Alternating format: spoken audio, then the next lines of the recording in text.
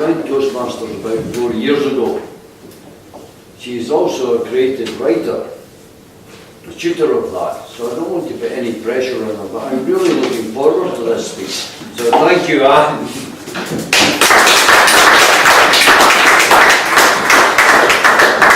Sorry for that.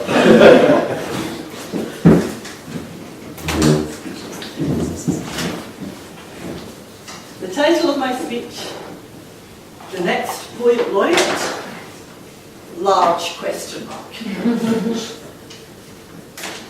Mr. Chairman, fellow Toastmasters and most welcome guests, I chose this title because the last speech I got up to give, I was introduced by the then Toastmaster, Mr. Ian Barton, an excellent chairperson, as the next Poet Laureate. I think a bit tongue-in-cheek there, but I have picked up that document. And tonight I'm going to attempt to entertain you by giving you 3 of my own poems. The first one, as George mentioned, I'm a creative writing tutor. This is an exercise I give to groups. I ask them to think of an ordinary household object and to imagine that they are that object and get into the character of that object, write a monologue, deliver it to the group without saying what the object is, and the rest of the group have to guess what it is at the end of their piece. And anything I ask my groups to do, I always do myself. So this is my example of that monologue. The title is Household Menace. See me, I'm magic. See me now? No, you can't. I'm see-through. I'm smooth and rounded. Sexier than Playboy magazine. No, I'm only kidding. I do a good job of work. Fixing things. Holding an old thing together so you don't have to buy a new one. And keeping that big important letter that got torn up by mistake in one piece. Even banknotes. They'll take a banknote, a torn banknote, if I'm on it. They keep me in the kitchen drawer. But I go out and hide. Behind the curtain, on the windowsill, down the side of the settee. When they try and catch me, I'm no fool. I've even hidden in the piano stool. But when they get me, it's fair sore.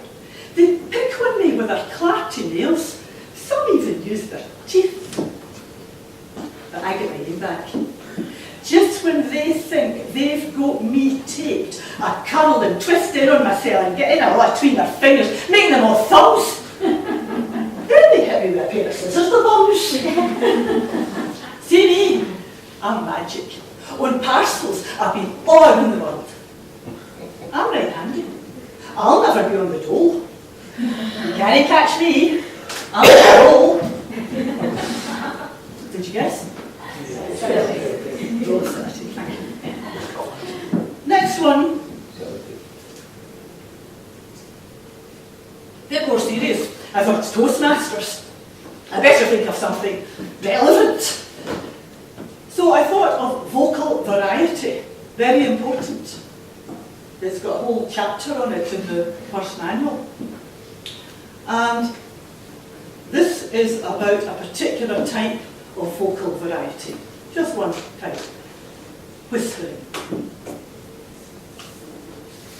Whisperings for thieves, leaves, lovers. Silver birch trees in a summer breeze. Holy places. For speaking in the presence of the slumbering, the dying, or the dead. A promise, a threat, a secret debt, anonymous donation.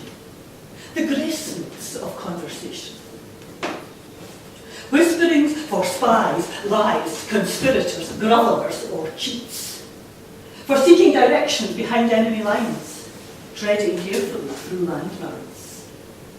Malicious mutterings of gossip after solemn utterings at graves, backbench or barroom anecdotes. Whispering saves, whispering betrays. Whisperings for thieves, leaves, lovers. For the deaf, whisperings for others. The latecomer to the show catching up on what's been missed. It's the essence of being kissed. I love you.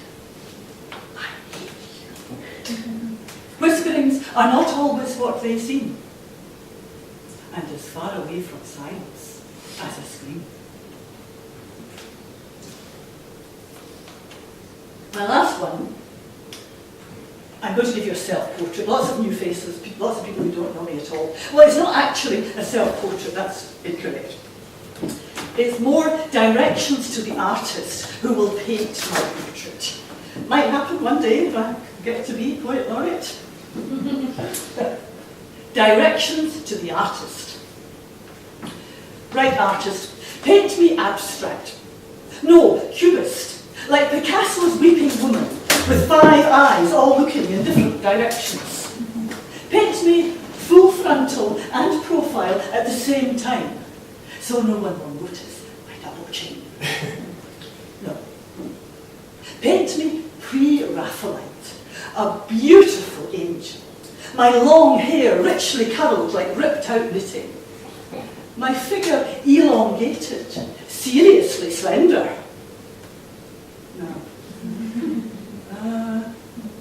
Paint me Fauvist in colours raw and wild, angry and despairing all at once. Nah. Paint me impressionist, out of focus, not too revealing of all the love within.